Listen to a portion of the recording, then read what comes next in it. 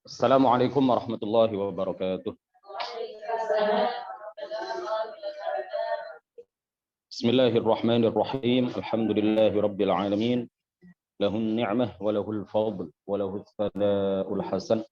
Salawatullahil barrir rahim wal malaikatil muqarrabin ala sayyidina Muhammadinil amin wa ala alihi wa sahbihi at-tayyibin at-tahirin. Rabbi shrah li sadri wa yassir li amri wa thabbitni 'alal iman. Allahumma la sahla illa ma ja'altahu sahla wa anta ya hayyu ya qayyum taj'alul hazna idza syi'ta sahla. Allahumma rzuqna al-ikhlas fi an-niyyati wal qawli wal 'amal wa na'udzu bika min hali ahli an-nar. Ila asyrafin nabiyyina Muhammadur Rasulillah sallallahu alaihi wasallam wa alihi wa dhurriyyatihi wa azwajihi wa ahli baitihi al-kiram.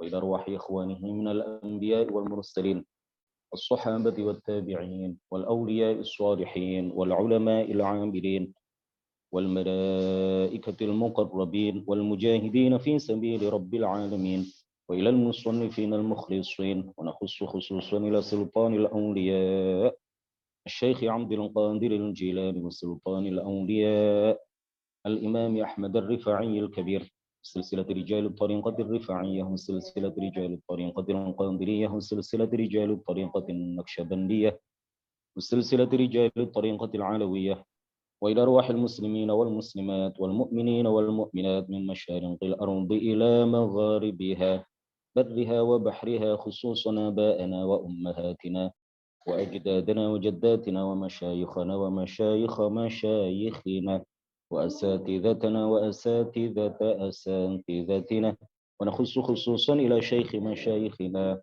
الشيخ عبد الله الهرري والشيخ نزار حلبي والشيخ محمد هاشم أشعري والشيخ عبد الوهاب حسب الله والشيخ بالصري شمسور والشيخ عبد العزيز مشهور والشيخ عبد المهيمن وسائر مشايخنا وأساتذتنا وإلى من فتح ونشر الإسلام في هذه القرية وإلى أولادنا وتلاميذنا وتلميذاتنا وجماعتنا بنية أن يجعلهم الله الصالحين والصالحات وبنية التوفيق والتيسير وبنية قضاء جميع الحاجات والديون وبنية الشفاء والنصر على الأعداء وقبول الدعاء ونيل كل سول ورؤية الرسول وشفاعة الرسول ومرافقة الرسول في الآخرة ولرضا الله الفاتحة. أعوذ بالله من الشيطان الرجيم. بسم الله الرحمن الرحيم. الحمد لله رب العالمين الرحمن الرحيم مالك يوم الدين إياك نعبد وإياك نستعين اهدنا الصراط المستقيم صراط الذين أنعمت عليهم غير المغضوب عليهم ولا الضالين آمين. بسم الله الرحمن الرحيم. قال المؤلف رحمه الله تعالى ونفعنا به وبعلومه وأمدنا بأمداده وأفاض علينا من بركاته آمين. وأقسام الإفطار أربعة أيضا. Membatalkan puasa atau tidak berpuasa itu juga dibagi menjadi 4. Kemarin membatalkan puasa atau tidak berpuasa itu dibagi 4 atau ada 4 macam dalam hal hukumnya. Apakah wajib ataukah haram dan seterusnya seperti yang kemarin sudah dijelaskan. Nah, pengarang kitab ini pada bagian yang akan kita baca, beliau ingin menjelaskan kepada kita mengenai pembagian hukum tidak berpuasa atau membatalkan puasa. Pembagiannya dari segi apa yang wajib dilakukan. Jadi kalau kemarin mengenai apa hukumnya, apakah wajib dan seterusnya, sekarang mengenai pembagian terkait dengan apa yang harus dilakukan. Juga dibagi menjadi 4. Orang yang tidak berpuasa atau orang yang membatalkan puasa sebagai ganti dari tidak berpuasanya itu, apa kewajiban yang harus dia lakukan. Yang pertama, ma yalzamu fihi al-qada'u wal fidyatu. membatalkan puasa atau tidak berpuasa yang wajib qadha dan wajib fidyah. Wajib qadha dan juga wajib fidyah. Wa huwa itsnan. Ada dua, membatalkan puasa atau tidak berpuasa yang diwajibkan qadha sekaligus fidyah itu ada dua. Al-awwalul iftaru li khaufin ala ghairihi. Pertama, membatalkan puasa karena mengkhawatirkan kondisi orang lain. Karena mengkhawatirkan kondisi orang lain. Ini wajib qadha dan wajib fidyah. Seperti perempuan hamil yang mengkhawatirkan kondisi bayinya, kondisi janinnya. Juga seperti perempuan yang menyusui, yang mengkhawatirkan kondisi bayinya. Ini berarti kan termasuk apa? Mengkhawatirkan kondisi orang lain. Jadi tidak berpuasa atau membatalkan puasa karena khawatir terhadap kondisi orang lain. Ini wajib qadha dan wajib fidyah. Begitu juga misalkan sebagai contoh kalau ada seseorang yang melihat temannya tenggelam. Melihat temannya tenggelam. Lalu dia mengkhawatirkan kondisinya, jelas ya tenggelam, ada di depan mata. Nggak bisa renang, temannya nggak bisa renang, mau tenggelam. Maka dia masuk ke dalam laut atau masuk ke dalam air sampai air laut atau air sungai itu kemudian masuk melalui mulutnya, ya renang jauh. Nah, ini namanya apa? Mengkhawatirkan kondisi orang lain sehingga dia membatalkan puasa. Maka dia wajib qadha sekaligus fidyah. Watsani, yang kedua, al-iftaru ma'a ta'khiri qadha'in. Al-iftaru ma'a ta'khiri qadha'in ma'a imkanihi hatta ya'tiya Ramadanun akharu. Hatta ya'tiya Ramadanun akharu. Saya dulu bacanya begitu ya. Ke guru ya, hatta ya'tiya Ramadanun akharu. Yang kedua, ini masih apa? Yang wajib dua hal tadi ya, wajib qadha sekaligus fidyah. Yang pertama tadi apa? Karena mengkhawatirkan kondisi orang lain. Sekarang yang kedua adalah tidak berpuasa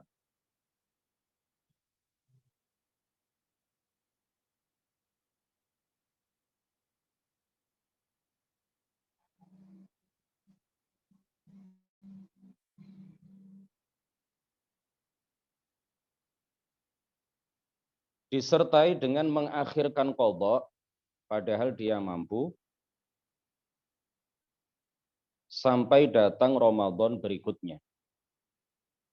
Sampai datang Ramadan berikutnya. Ya, membatalkan puasa atau tidak berpuasa disertai dengan mengakhirkan qadha padahal dia mampu sehingga datang Ramadan berikutnya.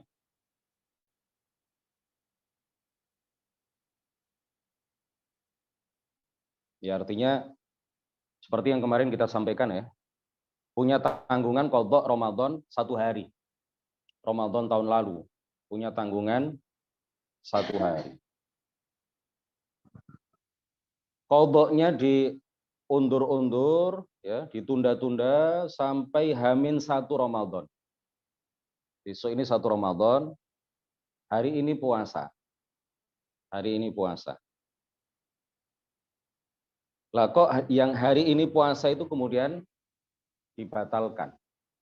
Hari ini puasa itu dibatalkan. Atau hari ini tidak berpuasa sama sekali. Maka apa yang wajib dia lakukan? 2. Di samping mengqadha, dia juga harus membayar fidyah.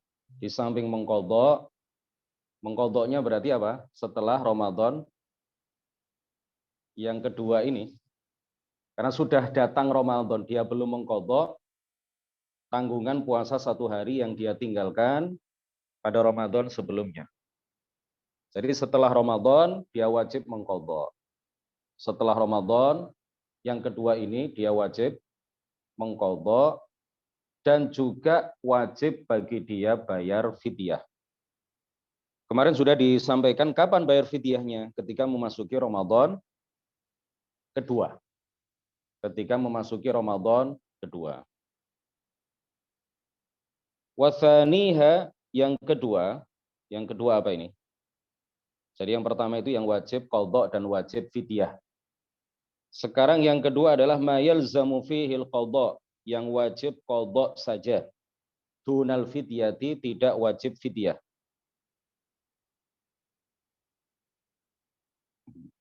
Wa huwa yaktsuru. Contohnya banyak. Ya, bentuknya ini banyak.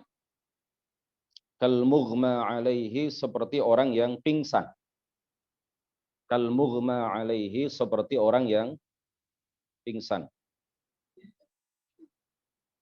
Tapi kemarin sudah kita jelaskan bahwa pingsan yang tidak sampai sepanjang hari itu tidak membatalkan puasa. Pingsan yang membatalkan puasa itu apabila berlangsung selama 1 hari penuh, mulai dari waktu subuh sampai waktu maghrib. Semaput, pingsan. Maka puasanya batal dan hanya wajib qadha, tidak wajib fidyah. Jadi yang wajib qadha saja itu contohnya banyak. Yang wajib qadha saja tanpa fidyah itu contohnya banyak. Di sini dicontohkan satu di kitab matanya. Seperti orang yang pingsan. Begitu juga orang yang batal puasanya dengan sebab selain jima. Orang yang batal puasanya dengan sebab selain jima.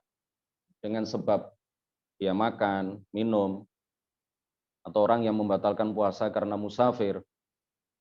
Ini semuanya adalah wajib qadha saja, tidak wajib fidyah.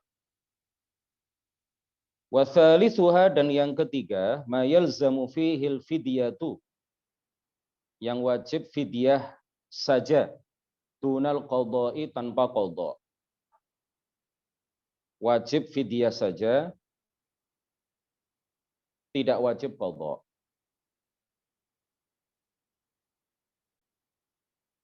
Ini dirumuskan oleh para ulama begini. Yang wajib fidyah saja, tidak wajib qadha, itu kaidahnya adalah orang yang tidak mampu berpuasa di masa sekarang dan di masa yang akan datang. Orang yang tidak mampu berpuasa pada saat ini dan di kemudian hari. Orang yang tidak mampu berpuasa pada masa sekarang dan masa akan datang, atau pada saat ini dan di kemudian hari. Sekarang nggak mampu, di kemudian hari juga nggak mampu. Maka yang wajib atasnya hanyalah fidyah. Seperti siapa? Kalau di kitab matanya dicontohkan hanya satu, wa huwa syaikhun kabir, yaitu orang yang tua renta. Orang yang tua renta. Begitu juga orang sakit yang tidak diharapkan sembuhnya. Orang sakit yang tidak ada harapan sembuh. Bukan tidak diharapkan sembuhnya, dia diharapkan sembuh. Tidak ada harapan sembuh. Orang sakit yang tidak ada harapan sembuh. Ini mau disuruh puasa sekarang nggak mampu, di kemudian hari juga nggak mampu, maka hanya wajib atasnya fidyah, tidak wajib qadha. Wa rabi'uha la wala. Yang keempat adalah, kalau di kitab matanya terjemahnya begini, tidak dan tidak, ya. Ya, tidak wajib apa-apa. Tidak wajib qadha, tidak wajib fidyah. Ya, la wala, la wala. Tidak ini, tidak wajib ini dan tidak wajib itu. Tidak wajib qadha dan tidak wajib fidyah. Wa huwal majnunul ladzi lam yata'adda bi jununihi. Yaitu orang gila yang tidak disengaja. Orang gila yang tidak disengaja atau orang gila yang tidak ingin gila? Adakah orang yang ingin gila? Ada. Ada orang yang sengaja ingin gila. Jadi yang yang diterangkan di dalam kitab matan ini, yang tidak wajib qadha, yang tidak wajib fidyah, itu adalah orang gila yang tidak ada keinginan untuk gila. Ini setelah dia sembuh, tidak ada kewajiban apa? Qadha, dan juga tidak ada kewajiban fidyah. Tapi kalau orang gila yang sengaja ingin gila, maka wajib qadha. Contohnya seperti orang yang ingin gila, kemudian membentur-benturkan kepalanya, kemudian gila. Itu gila yang disengaja. Jadi orang yang entah dengan alasan apa, kemudian dia bentur-benturkan kepalanya supaya dia hilang ingatan. Supaya dia hilang ingatan, dibentur-benturkan kepalanya. Sampai 7 kali kok belum hilang ingatannya, ditambah 8 kali, 9 kali. Dibenturkan tembok kok nggak hilang ingatan juga, ambil batu yang besar. Belum juga hilang ingatan, ambil palu yang besar. Udui. Sampai gila. Sampai gila. Orang yang menjadi gila dengan sebab seperti ini, nanti setelah dia sembuh tetap wajib qadha.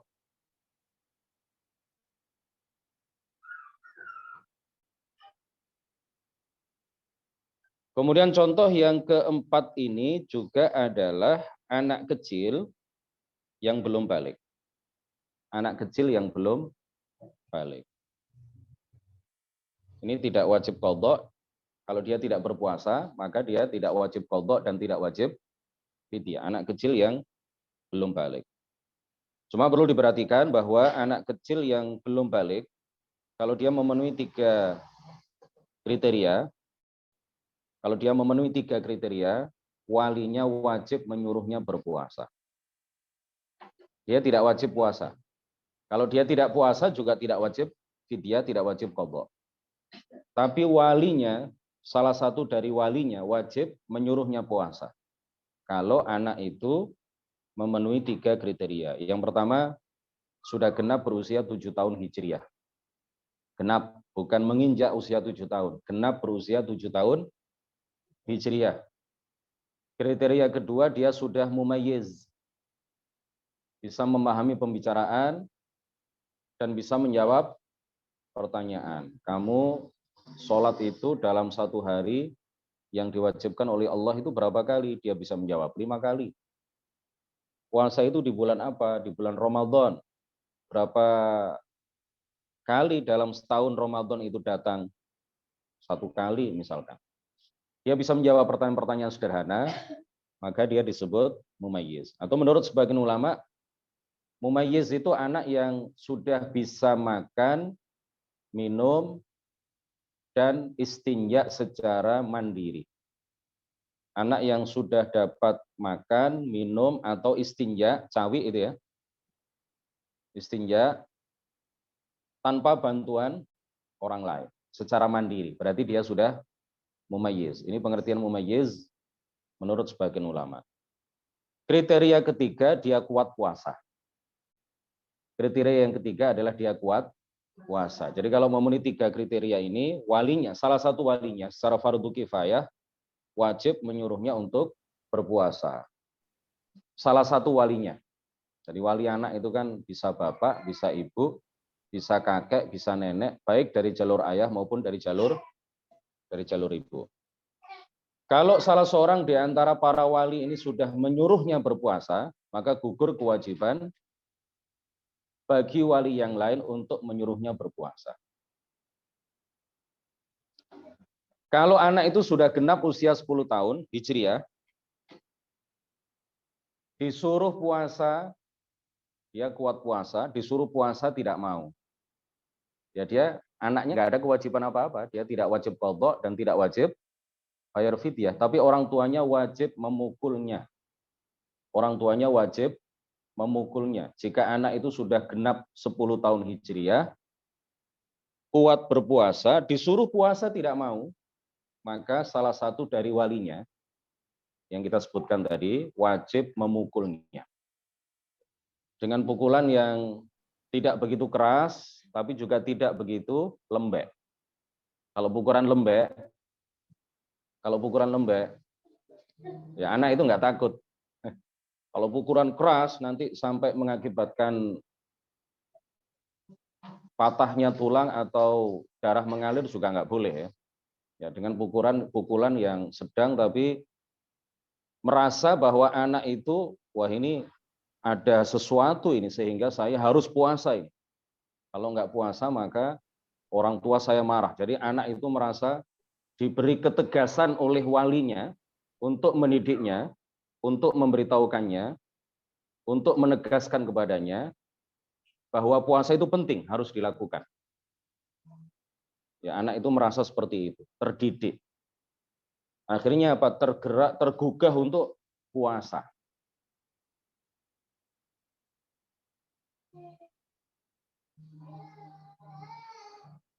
Kemudian ada satu lagi yang tidak disebutkan oleh pengarang kitab ini. Penting juga ya untuk disampaikan, walaupun ini sudah disampaikan berkali-kali, tidak boleh memukul di wajah. Tidak boleh memukul di bagian wajah. Dengan alasan apapun, termasuk dengan alasan mendidik. Termasuk juga dengan alasan tamparan sayang. Ya, seperti yang dilakukan oleh teman-teman di kepolisian, di TNI itu ada tamparan sayang dari seorang senior kepada juniornya. Ya, bukan tamparan lunak begini, enggak keras, tapi katanya tamparan sayang, plak plak plak plak plak plak, keras itu. Kemudian ditinju perutnya, itu kan begitu kalau di kepolisian, terutama untuk memberikan selamat, ucapan selamat lulus akademi kepolisian, lulus akademi apa kalau TNI itu ya, kalau dulu Akabri, Akmil ya, akademi kemiliteran. Ditampar, setelah itu apa ditinju perutnya dengan keras, bukan, tapi itu katanya tamparan sayang ya. Tapi kalau di wajah ya dengan alasan apapun disebut sebagai tamparan apapun, kalau mengenai wajah itu nggak boleh ya. Nggak boleh, karena ini bagian yang harus dihindarkan dari mara bahaya, bagian yang paling harus dihindarkan dari mara bahaya. Bagian yang terpenting dari tubuh itu kan ini bagian wajah ini. Ya boleh memukul di sini, boleh memukul di paha, boleh memukul di betis. Tapi sekali lagi tidak boleh memukul di wajah, di bagian wajah nggak boleh. Ya apalagi sampai hidungnya berdarah misalkan. Kadang orang itu nggak terkontrol ya, ingin menampar tapi saking kuatnya orang, kemudian saking lunaknya tulang anak gitu ya, saking lunaknya tulang anak. Walaupun tamparannya nggak seberapa, menurut orang dewasa, karena tangannya kuat, ya kerjanya buruh tani atau buruh di pabrik, tangannya kuat, kasar, plak, itu kadang-kadang bisa mematahkan tulang hidup. Nah, ini bahaya. Kemudian yang tidak disebutkan oleh pengarang kitab ini adalah, mungkin sudah disebutkan pada bagian sebelumnya. Ya. Cuma di syarah ini disebutkan, orang yang wajib kafaroh. Kafaroh uzma, ya. Kafaroh besar. Kafaroh uzma, yaitu orang yang melakukan hubungan badan dengan istrinya. Yang wajib kafaroh, ya wajib qadha dan wajib kafaroh. Yang wajib kafaroh itu hanya suami, seperti yang sudah kita jelaskan pada beberapa pertemuan yang lalu. Istri tidak wajib kafaroh. Sebab batalnya puasa istri itu bukan dengan sebab jima sebenarnya, tapi dengan sebab masuknya bagian pertama dari dzakar ke dalam lubang farjinya, bukan dengan sebab jima dalam pengertian syariat itu yang sudah kita terangkan. Ya jima dalam pengertian fikih itu ya. Jadi yang laki-laki puasanya batal dengan sebab jima, makanya dia wajib qadha sekaligus kafarah. Sang istri yang dijima itu batalnya puasa dari sang istri itu bukan dengan sebab jima dalam pengertian fikih itu, kemarin sudah kita sebutkan, tapi dengan sebab kemasukan benda yang memiliki bentuk ke dalam ke dalam bagian dalam dari tubuhnya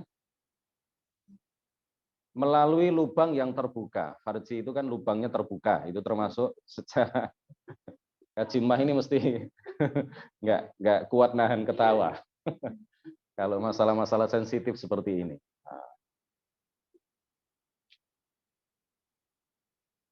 Paham ya? Makanya dia tidak wajib kafaroh. Sang istri tidak wajib kafaroh. Dia hanya diwajibkan qadha. Baik, tinggal satu pasal ini. Bab puasa tinggal satu pasal. Tidak ada pertanyaan. Wonten sing tanglet? Pas nggih? Iya. Masih jam 6 kurang seperempat.